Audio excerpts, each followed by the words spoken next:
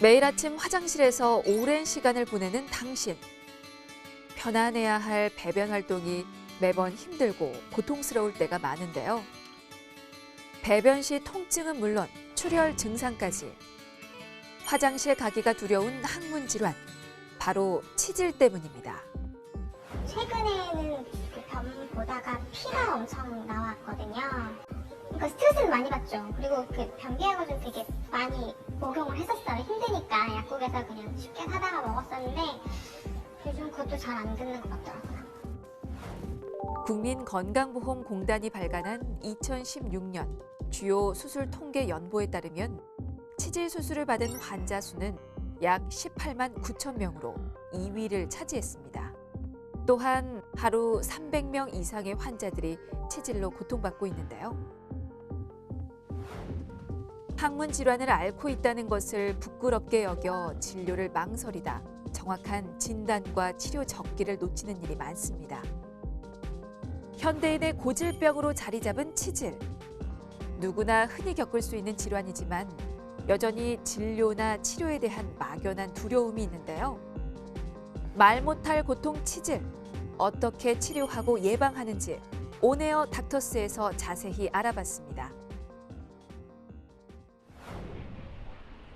2017년 국민건강보험 통계에 따르면 국내 치질 환자 수는 약 63만 명으로 대한민국 국민의 약 75% 정도가 치질을 겪을 정도로 아주 흔한 질환이 됐습니다. 특히 사무직 직장인들 사이에서 치질 발병률이 더욱 높아지는데요. 오랜 시간 의자에 앉아 있는 좌식 습관은 대장의 운동량을 줄여서 치질을 유발하게 되는데 이런 업무 환경과 더불어 서구화된 식습관, 운동 부족 탓에 치질은 불편감과 고통을 주고 삶의 질을 떨어뜨립니다. 항문 질환이란 뜻입니다. 그래서 여러 가지 질환이 있는데 보통 우리가 흔하게 접하는 항문 질환들이 치핵, 치열, 치루 세 가지가 있고 이제 그 세 개를 흔한 3대 항문 치질이라고 얘기하고 있고요. 치핵이 워낙 많다 보니까 치질이란 표현과 혼용해서 같이 쓰는 경우가 있습니다. 우리 몸에서 항문은 소화기관의 마지막 부위로 배변의 통로이며 배변 활동을 하는데 필수적인 기능을 하는데요. 이때 직장과 항문 사이를 항문관이라고 부르며 점막, 혈관, 근육으로 구성된 쿠션이 존재합니다. 그런데 이런 항문 쿠션이 어떤 원인에 의해 붓고 늘어나면서 치핵이 발생하게 됩니다. 치핵은 우리 항문 안에는 변을 볼 때 쿠션 역할을 하는 혈관층이 있습니다. 그걸 항문 쿠션이라고 하는데 그 항문 쿠션이 늘어지면서 덩어리가 되고 그것 때문에 증상들이 발생하는 질환을 우리가 치핵이라고 그러고요. 치루는 항문 안에는 항문 안쪽을 윤활하게 해주는 점액을 분비하는 샘들이 돌아가면서 있습니다. 그런데 이제 그 항문 샘에 균이 침범을 해서 염증을 일으키면서 항문 주변의 피부로 염증이 흘러가는 길이 생겨서 문제를 일으키는 질환을 치루라고 하고요. 치열은 이제 배변 후에 항문 안쪽에 상처가 생기면서 통증과 출혈을 일으키는 질환을 치열이라고 할 수 있겠습니다. 치질 질환의 70%를 차지하는 치핵. 우리가 흔히 말하는 치질은 대부분 치핵을 의미하는 경우가 많고요. 이러한 치핵은 발생 위치나 양상에 따라서 세 개로 나눠집니다. 치상선 위쪽 점막 조직에 발생하는 것을 내치핵, 치상선 아래쪽 피부 조직에 발생하는 것을 외치핵이라고 하며 내치핵과 외치핵이 복잡하게 혼재한 상태를 혼합치핵이라고 부릅니다. 항문 주위의 혈관을 늘어나게 하는 다양한 이유가 치질의 원인과 악화 요인이 됩니다. 먼저 과도한 음주는 항문 주변의 모세혈관을 확장시켜 항문 주변이 붓는 원인이 됩니다. 스윙 시 배에 힘이 들어가는 골프나 쪼그려 앉아 무거운 것을 드는 운동의 경우 항문에 부담을 주고 치질을 악화시킬 수 있어 치핵이 있다면 삼가는 게 좋습니다. 또한 불규칙하고 기름진 식사는 대변의 양을 적고 단단하게 만들어 변비를 유발하고 치액으로 발전시키고요. 여성의 경우 임신을 하게 되면 혈액량이 증가하지만 태아 때문에 제대로 순환되지 않아 항문 혈관이 자주 붓게 되고 또한 분만 시에 강한 힘을 주게 되면서 치액이 발생하게 되는 경우가 많습니다. 이렇게 여러 가지 이유로 현대인에게 흔하게 발생하는 항문 질환, 치질. 그래서 준비했습니다. 치질에 관한 오해와 진실, OX 퀴즈. 치질, 방치하면 대장암으로 발전하나요? 정답은 X입니다. 치질은 대장암의 전구병변은 아니고요. 전혀 다른 질환으로 보시면 됩니다. 추가적으로 말씀드릴 수 있는 것은 치액이 발생하는 증상과 대장암에 발생하는 증상이 비슷하기 때문에 정확한 감별 진단이 필요할 뿐이지 치질이 심해진다고 대장암이 되는 것은 아닙니다. 부모님이 치질이 있는 경우 그 자녀들도 치질로 고생하는 경우가 많은데요. 치질, 유전되는지 궁금합니다. 정답은 X입니다. 워낙 흔한 질환이다 보니까 같은 집안의 여러분들이 치액 수술을 하는 경우가 있는데 유전적인 소인은 없다고 보시면 되고요. 대신에 가족 간에는 식생활이 비슷하고 따라서 배변 습관이 비슷해서 좀 그런 경향성이 있지만 적절한 시기와 배변 습관을 갖고 계시면은 유전적인 부분하고 상관이 없다고 보시면 되겠습니다. 치질의 경우 증상이 심해져 수술을 하는 경우가 많은데요. 수술하면 재발하지 않는 건가요? 알려주세요. 정답은 세모입니다. 어느 분야든 수술에 따르는 재발률은 있는데요. 상대적으로 치액 수술하시고 재발하시는 분들이 많다고 말씀들을 들으시는데 기본적으로는 워낙 수술을 많이 하는 질환이다 보니까 그런 부분도 있고요. 또 그분들이 근본적인 수술을 하신 경우도 있지만 사실은 불편한 부분을 임시적으로 해결하는 일종의 시술을 받으신 분들이 있기 때문에 상대적으로 재발률이 높은 질환으로 조금 알고 계시는 분들이 있는데 정확하게 치액 상태를 파악하고 근본적인 수술을 하고 잘 회복하신 분들은 이후에 배변 습관을 잘 관리하시게 되면 10년 후에도 재발하는 경우는 5% 미만이라고 알려져 있습니다. 평소 변비로 고생해왔다는 환자. 최근 혈변을 보고 깜짝 놀라 병원을 찾았는데요. 최근에는 그 변 보다가 피가 엄청 나왔거든요. 그래서 인터넷에 검색을 해봤더니 대장암일 수 있다 이렇게 얘기가 나와서 좀 무서워가지고 왔는데 또 다른 데서는 이제 좀 항문 질환일 수 있다고 해서 정확하게 검사를 좀 받아보려고 왔어요. 오랜 기간 배변 시 통증을 겪고 출혈로 인해 스트레스를 받았다는 환자. 오랫동안 알아온 변비가 치핵의 원인이 될 수 있는 만큼 배변 증상 등 자세한 문진을 통해 환자의 상태를 체크합니다.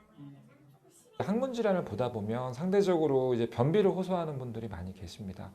변비라는 것 자체가 특히 치액이나 치열의 발생에 중요한 영향을 끼치기 때문에 저희가 진료를 보다 보면 변비를 호소하시는 분이 많은데 기본적으로 일반적인 변비는 섬유소 섭취를 충분히 하고 이제 물을 많이 먹고 적절히 운동을 하는 게 좋은데 일부 변비 환자분들에는 중에서는 이제 변이는 잘 느끼는데 화장실에 가서 힘을 줘도 변이 안 나오는 그런 형태의 변비를 호소하는 분들이 있습니다. 이제 뭐 검사가 필요하겠지만 이제 그런 분들은 폐쇄성 변비라고 그래서 직장 내에 모인 변을 밖으로 배출하는 것을 힘들어하시는 분들이 있어요. 치질의 원인이 되기도 하는 폐쇄성 변비를 갖고 있는 환자. 이제 변을 잘 보려면 보각은 적절히 높이면서 항문을 이완을 시키는 것을 트레이닝을 하는 거예요. 치핵 증상을 개선하고 예방하기 위해서는 변비를 개선하는 것이 무엇보다 중요한데요. 바이오 피드백 치료는 우리 몸에서 일어나는 생리 현상들을 컴퓨터를 통해 시각적, 청각적으로 확인하고 스스로 반복 훈련하면서 조절할 수 있도록 도와주는 프로그램입니다. 환자의 잘못된 배변 습관 교정과 올바른 식이 습관 교육을 통해 치핵의 발생과 악화를 예방할 수 있죠. 이제 치핵은 사실은 경험이 많은 외과 전문의가 항문 상태를 정확히 판단하는 게 가장 중요한 진단의 첫걸음이고요. 저희가 이제 환자분의 항문을 자세히 시진을 하고 그 다음에 손가락을 이용해서 항문 안쪽에 항문 수지 검사를 통해서 치핵의 위치랑 그 다음 크기 그다음에 밀려 나오는 정도 등을 파악을 하는 게 기본적으로 가장 중요한 검사고요. 이제 수지 검사상으로 감별이 필요한 다른 질환이 의심되거나 치액의 정확한 위치가 확실하지 않을 때는 항문경을 이용해서 직접 사진을 찍어서 치액의 위치랑 상태를 파악하는 경우가 있습니다. 치액은 항문 주변 혈관 확장에 따라 조직이 돌출되고 출혈이 발생하는데요. 변을 볼 때 항문에 돌출되는 것은 없고 출혈만 동반되는 경우 1기. 배변 시 치액이 약간 돌출됐다가 자연스럽게 바로 들어가는 상태는 2기에 해당하고요. 돌출된 치액을 손으로 밀어 넣어야 들어가는 상태를 3기. 손으로 밀어도 들어가지 않는 상태는 4기에 해당합니다. 증상이 적은 1, 2기 단계에서는 습관 교정, 약물 치료 등 보존적인 치료로 증상이 개선될 수 있지만 3, 4기로 치액 증상이 심한 경우 근본적인 수술 치료가 필요합니다. 아유, 오래됐어요. 스스로 저기 현재는 초다이가 갖고부터 그랬거든. 근데 그냥 참고 견뎠지. 안 하려고 창피도 하고. 많이 봤죠. 여름에는 이렇게 나오니까 스쳐가지고 아프기도 하고 쓰리고, 지금도 쓰려서 연고 바르고 있잖아, 항상. 오랫동안 치액을 앓아 수술을 받은 환자입니다. 증상이 심해져 수술을 결정했다고 하네요. 수술 시에는 뭐 당연히 이제 통증이 없어야 되기 때문에 이제 마취를 하게 되는데요. 일반적으로는 하반신 마취를 많이 하고요. 또 하반신 마취가 조금 부담스러운 분들은 이제 국소 마취랑 필요하면 수면 마취를 통해서 마취를 하는 준비가 필요하고요. 수술은 이제 보통 시간은 20분에서 30분 정도 걸리는데, 이제 먼저 말씀드릴 게 이제 치액 절제하는 방법은 저희가 보고 문제가 되는 치액들의 위치랑 상태를 파악을 하고 정상 조직은 최대한 남기면서 괄약근 손상 없이 치액을 깨끗하게 제거하며 하고, 이제 보통은 녹는실로 일정 부분을 봉합하는 방법으로 이용을 하고 있고요. 원인이 되는 치액을 말끔히 제거하면 수술 후 재발이나 부작용을 최소화하고 만족도를 높일 수 있습니다. 중요한 거는 치액 조직은 관리를 잘한다거나 약물 치료를 한다고 해서 다시 작아지지가 않습니다. 우리가 이 치액 조직이라는 게 혈관이다 보니까 계속 늘어지는 조직이라서 점점 더 커지고 없던 증상이 발생을 하기 때문에 기존에 갖고 있는 증상이 더 심해지는 게 있고요. 또 원래 없던 증상들이 다시 나타나는 경우가 있기 때문에 문제는 적절한 시기에 수술을 해야지 수술을 생길 수 있는 합병증을 최소화할 수 있는데, 너무 치액을 키워서 오시게 되면 제거해야 되는 치액들이 많아지기 때문에 수술도 더 커지게 되고, 또 그로 인해서 수술로 발생할 수 있는 뭐 불편감이라든지 합병증이 올라갈 수 있기 때문에 본인이 치액 때문에 생긴 증상이 있고 진행이 된 상태를 아시면은 적절한 시기에 수술을 진행을 하시는 것을 많이 권유를 드립니다. 무엇보다 이런 치질을 예방하기 위해서는 평소 배변 활동을 돕기 위해 충분한 섬유질과 수분을 섭취하는 것이 좋고요. 알코올은 혈관을 확장해 치질을 악화시키기 때문에 과도한 음주는 피하시는 게 좋습니다. 또한 배변하고 싶은 욕구가 생기면 참지 말고, 좌욕은 항문 주변의 잔류물을 깨끗이 씻어낼 수 있고 혈액순환에도 도움이 되기 때문에 따뜻한 물로 틈틈이 좌욕하는 습관을 들인다면 항문 건강을 지킬 수 있습니다. 치액을 갖고 계시면서 사실은 많이 불편감을 느끼시는데, 이제 부끄럽다는 이유로 또 이제 바쁘시다는 것 때문에 병원에 안 오시는 분들이 많은데, 모든 분들이 다 수술이 필요한 건 아니고요. 적절한 식이요법이나 배변 습관을 가지면은 잘 관리가 되는 질환입니다. 그래서 또 발생하는 증상이 혹시라도 다른 원인 때문에 생기는 증상일 수 있기 때문에 병원에 오셔서 정확하게 진단을 받으시고 향후 잘 관리를 받으시면 또 정확한 진단과 치료가 가능하니까 너무 집에서 인터넷에서만 찾아보지 마시고 병원에 오셔서 적절하게 진료를 받아보시는 것을 권유드리겠습니다. 요즘처럼 찬바람 부는 가을, 9월부터 11월까지는 특히 치질 환자가 증가하는 시기입니다. 추위에 민감한 항문의 특성상 항문 주위 혈액순환이 원활하지 못해서 치질이 악화되기 쉽다고 하는데요. 초기에 치료하면 수술 없이도 얼마든지 치료가 가능하기 때문에 적극적인 치료로 말 못할 고통, 치질에서 벗어나시기 바랍니다.